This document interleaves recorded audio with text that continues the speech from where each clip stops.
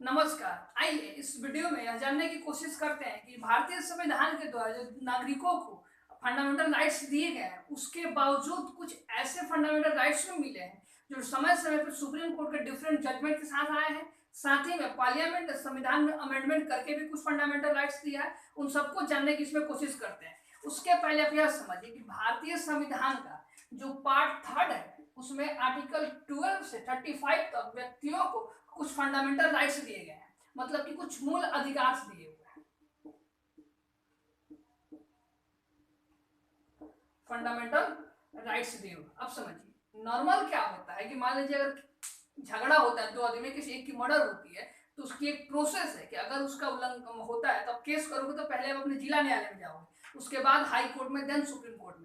But supreme court और संविधान में भी यह प्रोविजन है कि अगर यह 12 से 35 जो फंडामेंटल राइट्स व्यक्तियों को दिए गए हैं उनमें से अगर किसी भी एक आर्टिकल का उल्लंघन होता है तो व्यक्ति डायरेक्ट सुप्रीम कोर्ट या फिर हाई कोर्ट, जहां उसको सुविधा हो वह जा सकता है। अगर व्यक्ति सुप्रीम कोर्ट जाना चाहेगा तो वह किसके तहत जाएगा? आर्टिकल 32 का यूज करेगा। अगर व्यक्ति हाई कोर्ट जाना चाहता है तो आर्टिकल 226 के तहत जाएगा। मतलब ये जो फंडामेंटल राइट्स दिए हैं इसमें किसी का भी अगर उल्लंघन होता है तो आप डायरेक्ट सुप्रीम कोर्ट या फिर हाई कोर्ट जा सकते हैं। ये है फंडामेंटल राइट्स। अब देखिए मैं पहले ही क्लियर कर दूं, क्या यह फंडामेंटल राइट्स पूरी तरीका से एब्सोल्यूट है, मतलब इन पे कोई रोक टोक नहीं है? तो ऐसा नहीं है। संविधान में भी और भारत सरकार भी अगर उससे देश की एकता, अखंडता या फिर देश में जो संभाव मतलब यूनिटी बना हुआ है या फिर देश को नुकसान होने की कंडीशन में सरकार उस पर रीजनेबल रेस्ट्रिक्शंस लगा सकती है। ये इसका नॉर्मल प्रोसेस। अब आइए हम लोग समझते हैं आर्टिकल्स को, आगे बढ़ा जाए उसके पहले अब थोड़ा सा मैं चाहूंगा एक दो तीन पांच से आर्टिकल याद रखिए। जैसे देखिए कुछ आर्टिकल्स को मैं यहाँ पे लिख रहा हूँ, जैसे आपके आर्टिकल 14, 20, 21, 21A, 22, 23, 24, 25, 26, 27, 28, 29। देखिए ये जो मैं आर्टिकल लिखा हूँ ये कुछ ऐसे आर्टिकल्स है भारतीय संविधान में जिनको भारत के जो नागरिक है, सिटीजन ऑफ इंडिया को तो मिला ही है, प्लस अगर विदेशी कोई है जो भारत के मित्र देश के नागरिक हैं उन लोगों को भी ये अधिकार से मिले हुए हैं। यानी वो ऐसे व्यक्ति जो भारत का नागरिक नहीं है और भारत के किसी मित्र देश का नागरिक है और भारत में आया है तो वो भी अपने अगर इन किसी आर्टिकल का उसका उल्लंघन होता है तो सुप्रीम कोर्ट या हाई कोर्ट जा सकता है। अब हम लोग समझते हैं कि वह कौन से अधिकार हैं जो सुप्रीम कोर्ट के जजमेंट के साथ आए हैं।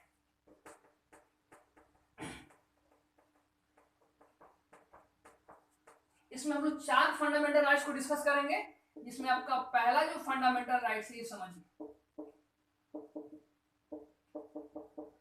Right to travel abroad.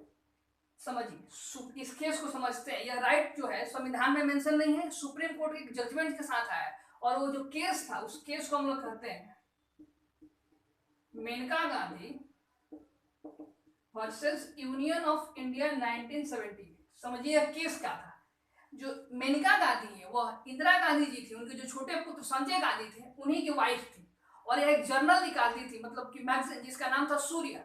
और उस मैगजीन में तत्कालीन जो जनता पार्टी की सरकार थी उसमें जो डिफेंस मिनिस्टर जगजीवन राम थे उनके बेटे के बारे में इन्होंने कुछ ऐसी मतलब खुलासाएं किए थे जिससे भारत सरकार इनसे नाराज थी और वह विदेश जाना चाह रहे थे किसी भी मतलब कि फंडामेंटल राइट्स पर डिस्कशन, मतलब अपने भाषण देने के लिए। तो जब यह एयरपोर्ट पे गई थी इनका पासपोर्ट जब्त कर लिया गया कि आप विदेश नहीं जा सकती हैं क्योंकि आपके जाने से देश को नुकसान हो रहा है। तो यह पहुंच गई सुप्रीम कोर्ट और सुप्रीम कोर्ट ने इसी जो लैंडमार्क जजमेंट देते हुए मेनका गांधी में कहा कि नहीं, सरकार ऐसा नहीं कर सकती क्योंकि इनके जाने से कोई खतरा नहीं हो रहा है। अगर कोई खतरा विशेष होता तब सरकार करती है, इनका राइट है विदेश जाने का। और इसी केस में सुप्रीम कोर्ट ने कहा कि देखिए आर्टिकल 19(1)D के तहत जो देश के अंदर घूमने को आजादी मिला है, भारत की जितनी सीमाएं हैं उसके अंदर आपको घूमने की आजादी कौन सा अनुच्छेद देता है? 19(1)D। इसी तरह आर्टिकल 21 जो भारतीय संविधान का उसके तहत right to go abroad is a fundamental right. तो सरकार ने पूछा ये कैसे? तो सुप्रीम कोर्ट ने कहा कि देखिए आपका जो अनुच्छेद 21 है यह कहता है राइट टू फ्री लाइफ, मतलब कि फ्री जीने के अधिकार आपको होगा। ठीक है, तो सुप्रीम कोर्ट ने कहा कि अगर कोई व्यक्ति बाहर पढ़ना जाता है, कुछ सीखने जाता है, कुछ रिसर्च करने जाता है तो अल्टीमेट उसका जो लाइफ है आगे इंप्रूव करेगा ना, जो किसको मजबूती प्रदान कर रहा है? आर्टिकल 21 को। इसी केस में सुप्रीम कोर्ट ने कहा कि right to travel abroad is a fundamental right within the article 21। मतलब विदेश भी घूमने का अधिकार आपका फंडामेंटल राइट होगा। तो ये पहला अधिकार हुआ जो सुप्रीम कोर्ट के जजमेंट के साथ है। अब दूसरा समझते हैं लोग।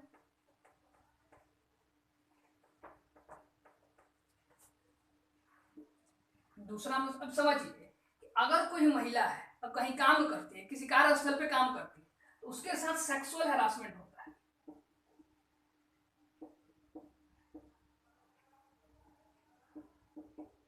इसको समझते लो अच्छे से। जैसे कि मान लीजिए कोई महिला है, किसी जगह पे काम कर रही है, वर्क कर रही है, तो वहां पे अगर उसके साथ सेक्सुअल हरासमेंट, अब सेक्सुअल हरासमेंट का इसको समझिए।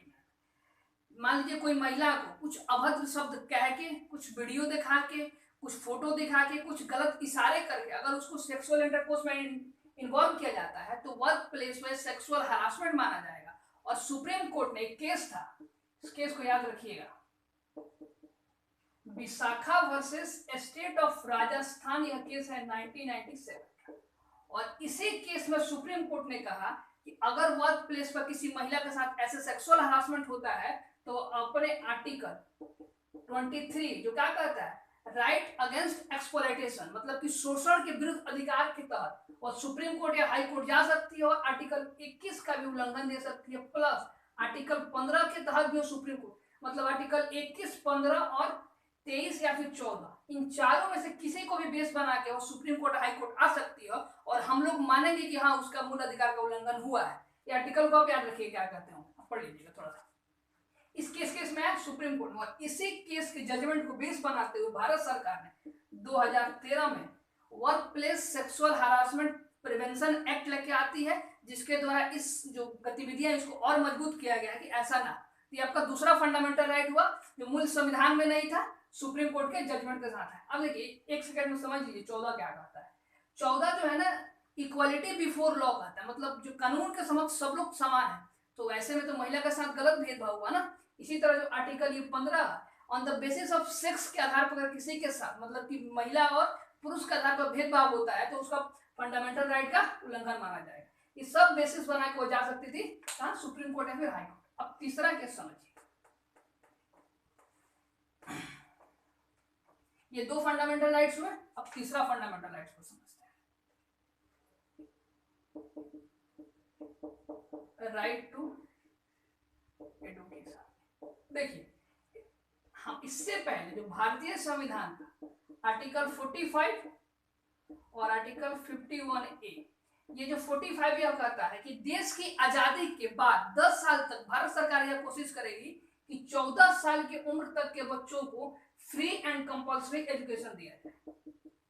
कैसा एजुकेशन, फ्री भी हो और कंपल्सरी हो, मतलब कि मुफ्त और अनिवार्य शिक्षा 14 वर्ष की आयु प्राप्त करने तक सभी बच्चों को देगी कौन, राज्य सरकार। बट आप समझिए ये जो आर्टिकल 45 है यह पार्ट 4 में आता है, और पार्ट 4 के जितने भी प्रोविजन है, मतलब कि आर्टिकल 36 से 51 तक, यह सरकार पे बाइंडिंग नहीं है। यानी अगर उसमें जितनी बातें लिखी गई है और उसमें से किसी एक का उल्लंघन होता है तो आप सुप्रीम कोर्ट या हाई कोर्ट नहीं जा सकते। क्यों, क्योंकि यह सरकार पे बाध्यकारी नहीं है। इसी तरह आर्टिकल जो 51A है यह फंडामेंटल ड्यूटीज की बात करता है। क्या करता है, फंडामेंटल ड्यूटीज की बात करता है। संविधान में कब जोड़ा गया था, 42nd अमेंडमेंट के द्वारा जो स्वर्ण सिंह समिति थी उनके सिफारिश पर जोड़ा गया था। तो इसमें भी एक इसका प्रावधान यह कहता है कि माता पिता या फिर जो गार्जियन या फिर अभिभावक होंगे वह कोशिश करेंगे कि बच्चा जो 6 वर्ष से 14 वर्ष तक किसी भी तरह शिक्षा प्राप्त करे। लेकिन ये सब बाध्यकारी नहीं थी, मतलब बाइंडिंग नहीं था कि आपको ऐसा करना ही है। तो भारत सरकार ने क्या किया, समझ लीजिए इसको, भारत सरकार 2002 में संविधान में 86th अमेंडमेंट करती है और इसके द्वारा जो आर्टिकल आपका 21 है उसमें एक एक्स्ट्रा आर्टिकल 21 कैपिटल A को ऐड करती है और इसमें लिख देती है कि right to free and compulsory education is a fundamental right within article 21A। अब ये जो अधिकार है, अगर अब किसी बच्चा को शिक्षा नहीं मिलता है तो सुप्रीम कोर्ट पहुंच सकता है या फिर हाई कोर्ट की मेरे इस आर्टिकल का क्या हो रहा है, उल्लंघन हो रहा है। तो ये आपका तीसरा अधिकार है जो मूल संविधान में नहीं था, बाद में मिला है।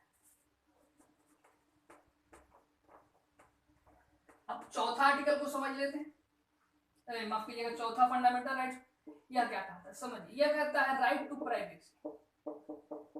राइट टू प्राइवेसी, इसको निजता बोलते हैं, निजता का अधिकार।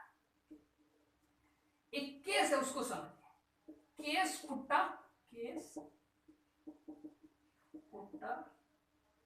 स्वामी वर्सेस यूनियन ऑफ इंडिया 2017। ये जो केस है, जिस समय मनमोहन गवर्नमेंट संसद में आधार बिल को लेकर आ रही थी, उस समय केस पुट्टा स्वामी सुप्रीम कोर्ट जाते वक्त कहते हैं कि आधार से व्यक्ति का फंडामेंटल राइट्स, निजता का अधिकार का उल्लंघन होगा। तो भारत सरकार यह तर्क देगी तो संविधान में निजता का अधिकार का तो वर्णन ही नहीं है। और सुप्रीम कोर्ट के जो भी प्रीवियस जजमेंट आया उससे भी स्पष्ट रूप से राइट टू प्राइवेसी का पता नहीं चलता, उसमें भी डिलेमा है। जबकि ये पक्ष का कहना था कि जी नहीं, अगर जितने डिफरेंट जजमेंट आए हैं सबको अगर एक साथ पढ़ा जाए तो स्पष्ट हो जाएगा कि फंडामेंटल राइट्स के अंदर भी निजता का अधिकार आता है। इन सब बात को सुनते हुए 9th जजों की बेंच बैठी, 9th जो जज है उनकी बेंच बैठी और बेंच ने यह फैसला दिया कि right to privacy is a fundamental right, not only in article 19 but also in article 21।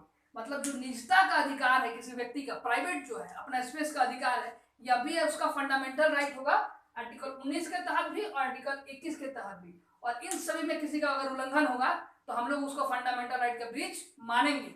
लेकिन हाँ, आधार से ऐसा नहीं हो रहा है। सुप्रीम कोर्ट ने कहा कि नहीं, आधार भी चल सकती है, लेकिन हाँ, हम लोग ये रिकॉग्नाइज करते हैं कि आज से और भी व्यक्तियों को, जो देश के नागरिक है, उनको फंडामेंटल राइट्स मिल रहे हैं। और वो राइट कौन सा था? Right to privacy. अब प्राइवेसी मतलब ऐसे समझ ली, आपका अपना कुछ भी जो आप गुप्त रूप से कर रहे हैं, जैसे मान लीजिए घर में बैठ के पढ़ रहे हैं, अभी घर में कोई आप काम कर रहे हैं और अचानक कोई आके डिस्टर्ब करने लगे, पुलिस छापा मारने लगे, बेकाम की चीज है, तो मतलब उसको माना जाएगा कि हाँ, आपके फंडामेंटल राइट का ब्रीच है। बट समझिए, हमारे संविधान में कुछ रीजनेबल रेस्ट्रिक्शन भी हैं कि अगर आपके कुछ ऐसे काम से, मान लीजिए आप इंटरनेट पर बार बार बम बनाने की कोशिश, जो प्रोसेस उसको सीखने की कोशिश कर रहे हैं, तो हो सकता है कि आपका ये तो राइट है कि आप पढ़ रहे हैं जो भी कर, लेकिन हो सकता है कि सरकार आपके ऊपर आकर नजर रखे। क्यों? क्योंकि इससे देश का खतरा हो सकता है। ये जितनी बातें इन सबको आप याद रखने की कोशिश कीजिएगा। और देखिए, चैनल नया है, अगर आप चाहते हैं किसी भी तरह के और भी वीडियो आते रहे तो आप चैनल को सब्सक्राइब कर दीजिए और वीडियो को शेयर कर दीजिए, लाइक कर दीजिए। Thank you very much.